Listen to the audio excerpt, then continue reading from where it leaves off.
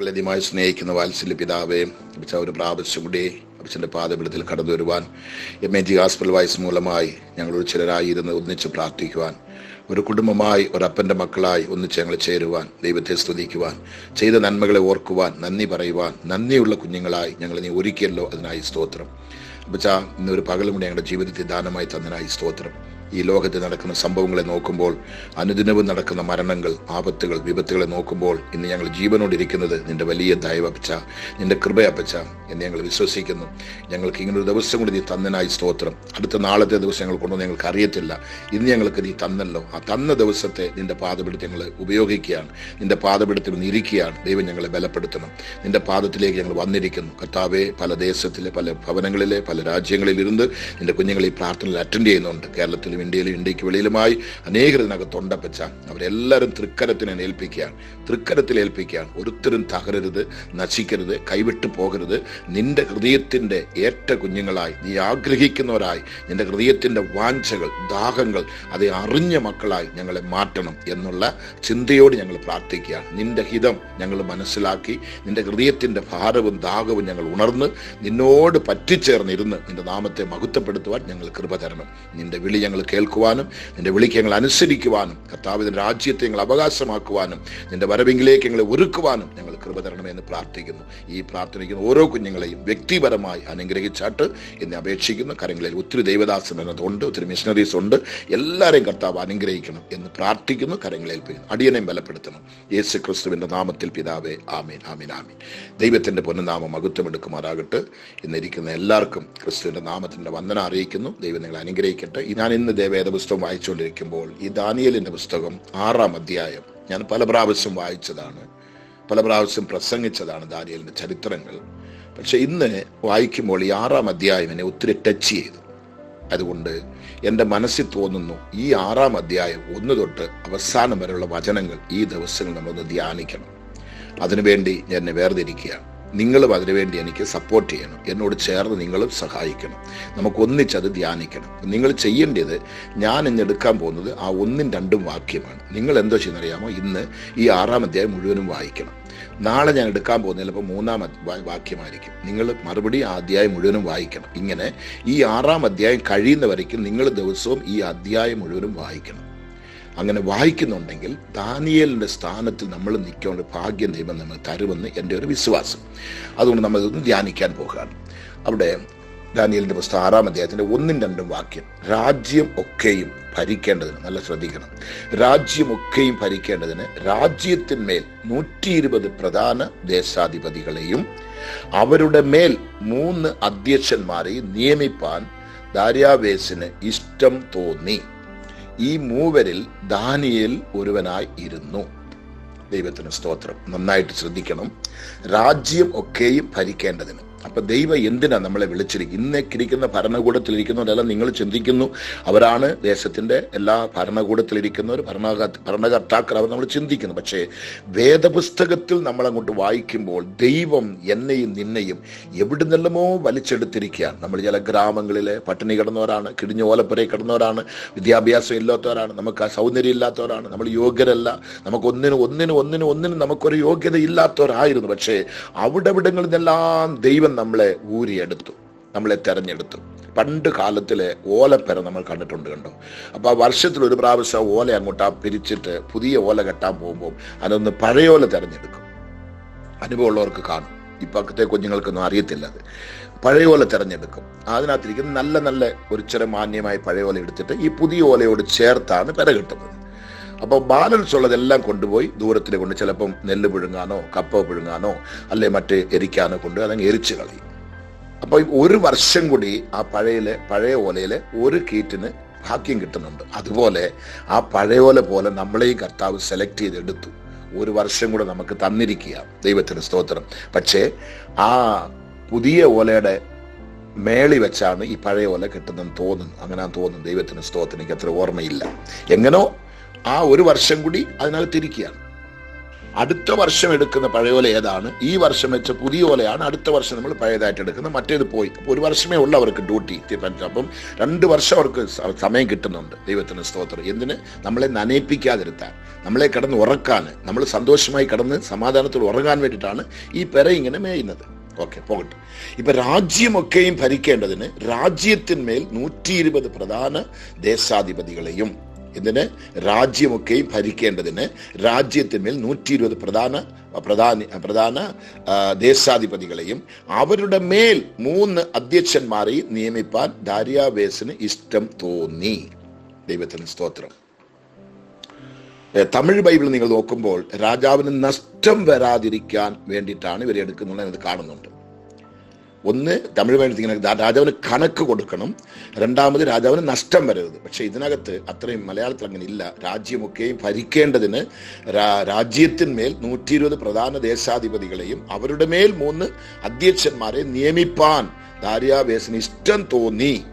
ഈ മൂവരിൽ ദാനിയേൽ ഒരുവനായിരുന്നു എന്നാണ് ഇവിടത്തെ മലയാള ബൈബിൾ. പക്ഷെ ഇതിനേക്കാൾ ഒത്തിരി വ്യക്തമായിട്ടാണ് തമിഴ് ബൈബിളിൽ.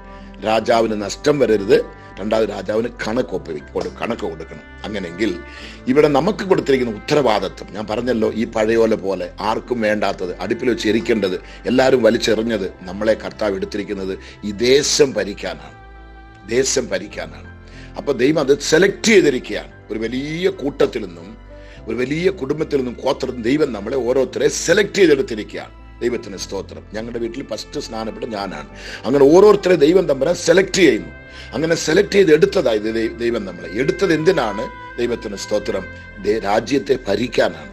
രാജാവിന് നഷ്ടം വരരുത്, രണ്ടാമത് രാജാവിന് നമ്മൾ കണക്ക് കൊടുക്കണം. ഈ ഉത്തരവാദിത്വം നമ്മുടെ ജീവിതത്തിലുണ്ട്. ഇതിനു വേണ്ടി എടുത്തതില് അങ്ങനെ വായിച്ച് അവസാനിക്കുമ്പോൾ അതിനകത്ത് എന്താ പറയുന്നത്? ഇതില് ദാനിയേലും ഒരുത്തനായിരുന്നു. അങ്ങനെയല്ല അവിടെ പറയുന്നത്. കർത്താവിന് സ്തോത്രം. അങ്ങനെ ഇങ്ങനെ അവസാനിക്കുന്നത് അവിടെ പറയുന്നത് ഇവരുകൾ കണക്ക് ബോധിക്കേണ്ടതായിരുന്നു എന്ന് പറയുമ്പോൾ അവിടെ എങ്ങനെ എഴുതിയിരിക്കുന്നുണ്ടോ? രാജാവിന് നഷ്ടം വരാതെ, അതിനകത്തുണ്ട്, മലയാളത്തിൽ അതൊന്നും കേട്ടോ. കർത്താവിന് സ്തോത്രം. രാജാവിന് നഷ്ടം വരാതിരിക്കേണ്ടതിന് പ്രധാന ദേശാധിപതികൾ ഇവർക്ക് കണക്ക് ബോധിപ്പിക്കേണ്ടതായിരുന്നു എന്നാണ് അവിടെ പറയുന്നത്. അപ്പോ എത്രമാത്രം വ്യക്തമായിട്ടാണ് ദൈവം നമ്മളെ പഠിപ്പിക്കുന്നത്. ആ വചനം നിങ്ങൾ നന്നായിട്ട് ശ്രദ്ധിക്കണം. അങ്ങനെയെങ്കിൽ ദൈവത്തിന്റെ ആ വലിയ ഒരു ദാഹം അല്ലെങ്കിൽ ഒരു ആശ, ആഗ്രഹം നമ്മൾ സാധിപ്പിച്ചു കൊടുക്കണം.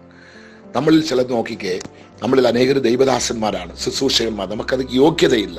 എനിക്കെല്ലാം ഒരു യോഗ്യതയില്ല. എൻ്റെ വിദ്യാഭ്യാസമോ എൻ്റെ ശരീരത്തിൻ്റെ കാര്യങ്ങളോ മറ്റുള്ളതൊന്നും എൻ്റെ കുടുംബമോ ഭവനമോ ഗോത്രമോ ഒന്നും ഞങ്ങളുടെ ഭവനത്തില ഞങ്ങളുടെ അപ്പന്മാരോ വല്യപ്പന്മാരോ ആരും പാസ്റ്റർമാരല്ല, ആരും അല്ല സമുദായക്കാർ. ദൈവത്തിന് സ്തോത്രം. അങ്ങനെ ഇരുന്നൊരു ഭവനത്തിൽ നിന്ന് ആർക്കും വേണ്ടാത്തൊരു എന്നെ ദൈവം വലിച്ചെടുത്തു. എനിക്ക് ശേഷം ഞങ്ങളുടെ കുടുംബത്തിൽ എല്ലാവരെയും, അപ്പനെയും അമ്മയും സഹോദരനും എല്ലാം ദൈവം വലിച്ചെടുത്തു. എടുത്തതില് എല്ലാരെയും കർത്താവ് ശുശ്രൂഷയിൽ വെക്കുന്നില്ല. ഒരു ചിലരെ കർത്താവ് എടുത്ത് ദൈവം തമ്മിൽ ഉപയോഗിക്കുന്നു. പക്ഷേ ഇരുന്നവരെല്ലാവരും സഭയ്ക്കകത്തിരിക്കുമ്പോൾ നമുക്ക് എല്ലാവർക്കും ഒരു ജോലി ഉണ്ട്, ദൈവം തരുന്നുണ്ട്. ഞാൻ പറയുന്നത്, ഇപ്പൊ ചില സഭകളിൽ ചില ശുശ്രൂഷകൾക്ക് വേണ്ടി, ചില സഹായത്തിനു വേണ്ടി, ചില ഉത്തരവാദിത്തത്തിന് വേണ്ടി ചില ആൾക്കാരെ സെക്രട്ടറി, ട്രഷറർ, ഇങ്ങനെ സഭയുടെ മൂപ്പൻ, ഇങ്ങനെ പല രീതിയിൽ നമ്മുടെ സഭയുടെ ചില കാര്യങ്ങൾക്ക് ആൾക്കാർ നമ്മൾ ഒരു കമ്മിറ്റി നമ്മൾ നിയമിക്കുന്നു. ഇതിനകത്തിരിക്കുന്നവര് ഇതിനകത്തിരുന്നുകൊണ്ട് സഭയ്ക്കകത്ത് എന്തുവാ ചെയ്യുന്നത്? ഈ പെരിച്ചാളിയുടെ ജോലി ചെയ്യും. പെരിച്ചാളി എന്ന് പറഞ്ഞാൽ ഞങ്ങൾക്ക് അറിയാമായിരിക്കും.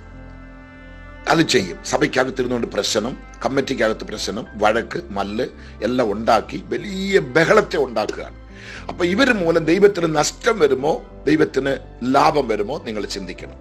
സഭയിൽ നിന്ന് ഇത് കണ്ട് ചിലരങ്ങ് ഇടറിപ്പോകാൻ. ഈ കമ്മിറ്റിക്കാർക്കും പാസ്റ്റർമാർക്കും നടക്കുന്ന അടി കണ്ട് ഈ കമ്മിറ്റിക്കാരുടെയും പാസ്റ്റർമാരുടെയും പിള്ളേര് ശുശ്രൂഷയ്ക്ക് വരത്തില്ല. അയ്യോ എൻ്റെ ദൈവമേ, ഞങ്ങൾക്കിത് വേണ്ട. എൻ്റെ അപ്പനൊരു പാസ്റ്റർ ആയിരുന്നു, അങ്ങേരെ അനുഭവിച്ച കഷ്ടവും നിന്ദനയും പാടും പട്ടിണിയും ഞങ്ങൾക്കറിയാം.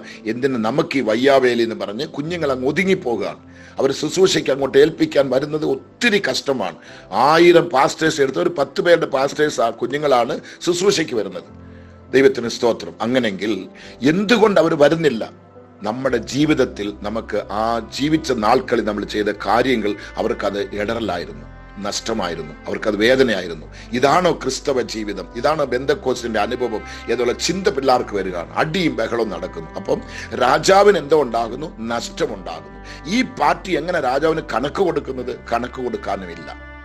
അങ്ങനെങ്കിൽ കണക്ക് ചോദിക്കുന്ന ഒരു ദിവസം ദൈവദാസന്മാർ ഇത് കേൾക്കുമ്പോൾ ഒത്തിരി ശ്രദ്ധിക്കണം. നമ്മൾ ദൈവത്തിന് കണക്ക്, നമ്മുടെ സ്ഥാപനത്തിന്റെ സൂപ്രണ്ട്മാർക്കോ നമ്മുടെ സ്ഥാപനത്തിനോ കണക്ക് കൊടുക്കുന്ന ഉണ്ടായിരിക്കും ചിലപ്പോൾ. അതല്ല മുഖ്യം. നമ്മുടെ യജമാനൻ നമ്മൾ കണക്ക് കൊടുക്കണം. കംപ്ലീറ്റ് നമ്മുടെ യജമാനൻ നമ്മൾ കണക്ക് കൊടുത്തേ ഒക്കത്തുള്ളൂ. നമ്മൾ രക്ഷപ്പെടാൻ വേറെ ഒരു മാർഗവുമില്ല. തമ്പുരാന് നമ്മൾ കണക്ക് കൊടുക്കണം.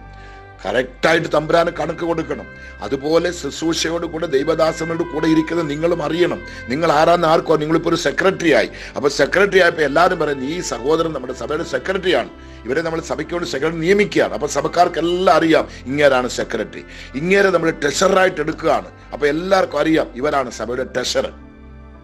ഇവരെ നമ്മൾ സഭയുടെ മൂപ്പനായിട്ട് എടുക്കുകയാണ്. അപ്പൊ എല്ലാവർക്കും അറിയാം ഇവരാണ് സഭയുടെ മൂപ്പൻ. ചിലരെ ഉപദേശിയായിട്ട് എടുക്കുകയാണ്, ഇവരാണ് സഭയുടെ ഉപദേശി. ഇങ്ങനെ ഓരോ സ്ഥാനത്തിൽ ഓരോരുത്തരെ വയ്ക്കുമ്പോൾ സഭ അവരെ ആ സ്ഥാനത്തിലാണ് കാണുന്നത്, ആ സ്ഥാനത്തിലാണ് അവരെ സ്നേഹിക്കുന്നത്, ആ സ്ഥാനത്തിലാണ് അവരോട് ഇടപെടുന്നത്. അങ്ങനെയുള്ള സ്ഥാനത്ത് നിൽക്കുമ്പോൾ നിങ്ങളെ എല്ലാവരും അറിയപ്പെടുന്നു. നിങ്ങൾക്ക് മുഖ്യ സീറ്റുണ്ട്, മുഖ്യ സ്ഥാനമുണ്ട്, മുഖ്യ പേരുണ്ട്. നിങ്ങളെ ദൈവം തമ്പുരാൻ മാനിച്ചു വെച്ചിരിക്കുകയാണ്. സഭ നിങ്ങളെ മാനിച്ചു വെച്ചിരിക്കുകയാണ്. അവിടെ നിൽക്കുമ്പോൾ, അവിടെ ഇരിക്കുമ്പോൾ, പണ്ട് പറയും നമ്മൾ ഇരിക്ക വേണ്ടിയ പ്രകാരം ഇരുന്നാൽ ചിരയ്ക്ക വേണ്ടിയവൻ ചിരയ്ക്ക വേണ്ടിയ പ്രകാരം ചിരയ്ക്കുമെന്ന്. ഒരു ബാർബർ ഇടത്തിലേക്ക് പോയാൽ നമ്മുടെ ഇഷ്ടത്തിന് ഞാൻ വലിയ മൂപ്പനാണ്, ഞാൻ വലിയ ട്രഷററാണ്, സെക്രട്ടറിയാണ്, ഞാനാണ് ഡിസ്ട്രിക്റ്റിന്റെ സൂപ്രണ്ട്, പാസ്റ്റർ എന്ന് പറഞ്ഞു പോയിരുന്നാൽ നടക്കത്തില്ല. ആ ബാർബർ അമ്പിട്ടൻ, ആ ബാർബർ എങ്ങനെയല്ല നമ്മുടെ തല അങ്ങോട്ടും ഇങ്ങോട്ടും കൊണ്ടുപോകും, നമ്മളെ കൊടുത്തേ ഒക്കത്തുള്ളൂ. അവൻ തലയിൽ ചിലപ്പോൾ അടിക്കും, തലയിൽ ചിലപ്പോൾ തേക്കും, അവൻ വെള്ളം ഒഴിക്കും, അവൻ എന്തൊക്കെ ചെയ്യും. അതെല്ലാം ചെയ്യും. നമ്മുടെ തല അങ്ങോട്ട് അവൻ പറയുന്ന പോലെ അങ്ങോട്ടും ഇങ്ങോട്ടും എല്ലാം പിരിച്ചു കൊടുത്തേ ഒക്കത്തുള്ളൂ. ഷേവ് ചെയ്യുന്ന നേരത്തെ അവിടെ താടിക്കും, അവിടെ ഇവിടെ എല്ലാം കൈവച്ച് അങ്ങോട്ടും ഇങ്ങോട്ടും മറിക്കും. അപ്പോൾ അയ്യോ ഞാൻ വലിയൊരു ആളാണ്, ഒരു കളക്ടറാണ്, ഒരു IAS ഓഫീസറാണ്, എന്നെ ഇങ്ങനെ പറ്റത്തില്ല, ചെയ്തേ ഒക്കത്തുള്ളൂ. ഞാനാണ് ഈ ദേശത്തിന്റെ വലിയ പ്രൈം മിനിസ്റ്റർ. നോ, അത് ചെയ്തേ ഒക്കത്തുള്ളൂ.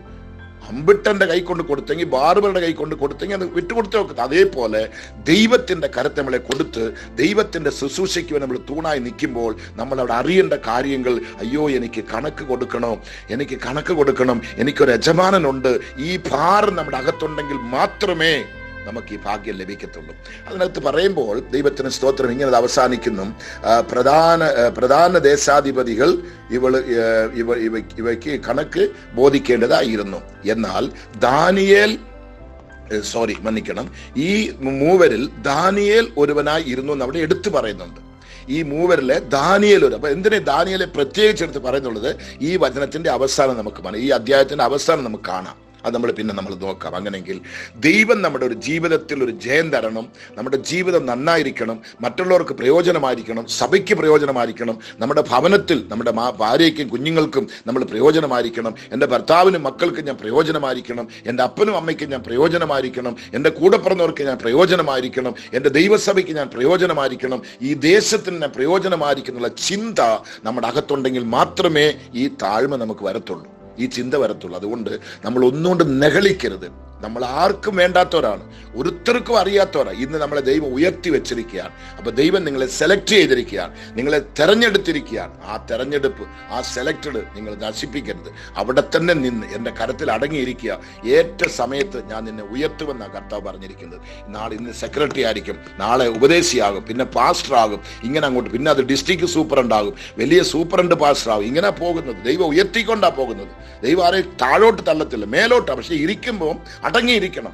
അതാണ് നമ്മുടെ ജീവിതത്തിൽ ആവശ്യം. അങ്ങനെയെങ്കിൽ ഈ ദാനിയേലിന്റെ 6-ാം അധ്യായത്തെ നമ്മൾ ധ്യാനിക്കുമ്പോൾ ഒരു വലിയ മാറ്റം നമ്മുടെ ജീവിതത്തിൽ സംഭവിക്കുമെന്ന് ഞാൻ വിശ്വസിക്കും. നമുക്കൊന്ന് പ്രാർത്ഥിക്കാം.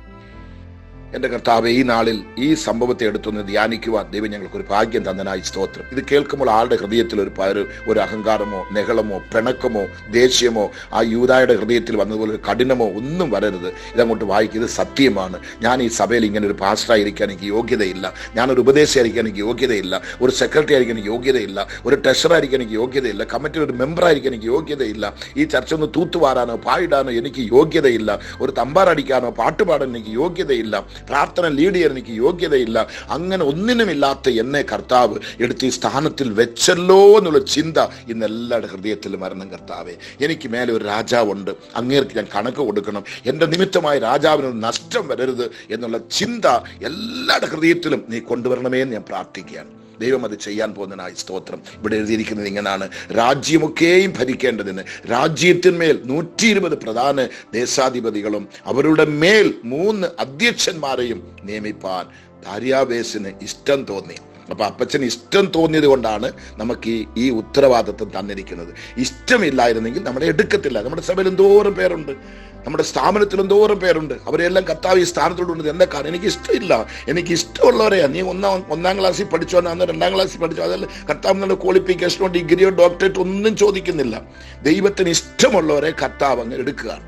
അങ്ങനെടുത്ത് പറയുന്നത് കണ്ടോ, ഇഷ്ടം തോന്നി. ഈ മൂവരിൽ ദാനിയേൽ ഒരുവനായിരുന്നു.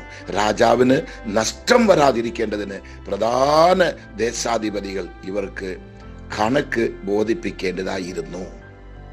രാജാവിന് നഷ്ടം വരാതെ ദേശാധിപതികൾക്ക് കണക്കൊപ്പുവിക്കുക, ദൈവത്തിന് രാജാവിന് കണക്കൊപ്പുവിക്കേണ്ടതായിരുന്നു. അങ്ങനെയെങ്കിൽ നമ്മുടെ നിമിത്തം ദൈവരാജ്യത്തിൽ നഷ്ടം വരുന്നത്. എത്ര പേരാ നമ്മളെ മൂലം സഭയിൽ നടറിപ്പോകുന്നത്, എത്ര പേരാ സഭയിൽ നഷ്ടപ്പെട്ട് വേറെ സഭകൾക്കോട്ട് ഓടുന്നത്. ഇവിടെ നടക്കുന്ന അടിയും പിടിയും ബഹളം ഉണ്ടാക്കില്ല സഭയെ വിട്ട് ഓടുന്നത്. ദൈവത്തിന് സ്തോത്രം. സഭ വിട്ട് ഓടുന്നവർക്ക് ഞാൻ പറയുന്നു, അത് നല്ലതല്ല. നിന്നെ എവിടെ ദൈവം നട്ടോ അവിടെ നിൽക്കണം. ഒരു ചെടി പറിച്ച് നട്ടാൽ നാളെ പിന്നെ നോക്കിയപ്പോൾ അത് കാണാതെ പോകും. അങ്ങനെ നിൽക്കരുത്. സഭകളാണ് നീ ഏത് സഭയ്ക്കും അവിടെ പ്രശ്നമുണ്ട്. ചിലപ്പോൾ നിന്റെ നിമിത്തം അവിടെ പ്രശ്നം ഉണ്ടാകും. ഒരു സഹോദരൻ 99 ചർച്ചയ്ക്ക് പോയെന്നാ പറയുന്നത്. 99 സഭയ്ക്ക് പോയി, 99 സഭയിൽ പ്രശ്നമാണ്. 100ാമതൊരു സഭയ്ക്കോട്ട് പോകാൻ പോകുമ്പോൾ ഒരു വല്യപ്പനോട് ചോദിച്ചു, അവിടെ ആ 100ാമത്തെ സഭയ്ക്ക് പോകാൻ നല്ലതാണ്, നീ അങ്ങോട്ട് പോകരുതെന്ന് പറഞ്ഞു ആ വല്യപ്പൻ. കാരണം നീ പോയാൽ അവിടെ പ്രശ്നം ഉണ്ടാകും. അപ്പൊ നിന്റെ നിമിത്തമാണ് പ്രശ്നം ഉണ്ടാകുന്നത്. അതുകൊണ്ട് സഭ വിട്ട് ഓടുന്നത് യോഗ്യമല്ല. അത് നിശ്ചയം അങ്ങനെയുള്ള സ്വർഗത്തിൽ പോകാൻ യോഗ്യതയില്ല. സഭയിൽ പ്രശ്നമുണ്ട്. ഇപ്പൊ നിങ്ങളുടെ കുടുംബത്തിൽ പ്രശ്നം, ഉടനെ ഭാര്യ വിട്ട് ഓടാൻ പറ്റുമോ? കുഞ്ഞുങ്ങളെ വിട്ട് ഓടാൻ പറ്റുമോ? ഭവനത്തെ വിട്ട് ഓടാൻ പറ്റുമോ? സഹിച്ചിരുന്നല്ലേ ഒക്കത്തുള്ളൂ.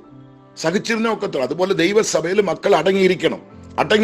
നഷ്ടങ്ങളും കഷ്ടങ്ങളും പ്രയാസങ്ങളും നിന്ദകളും എല്ലാം വരും. അത് സഹിച്ചുകൊണ്ടിരുന്ന് ദൈവത്തിന് കണക്കൊപ്പിക്കണം. ദൈവത്തിന് നഷ്ടം വരരുത്, ദൈവസഭയ്ക്ക് നഷ്ടം വരരുത്, ദൈവരാജ്യത്തിന് നഷ്ടം വരരുത്, എൻ്റെ യജമാനക്ക് നഷ്ടം വരരുത്.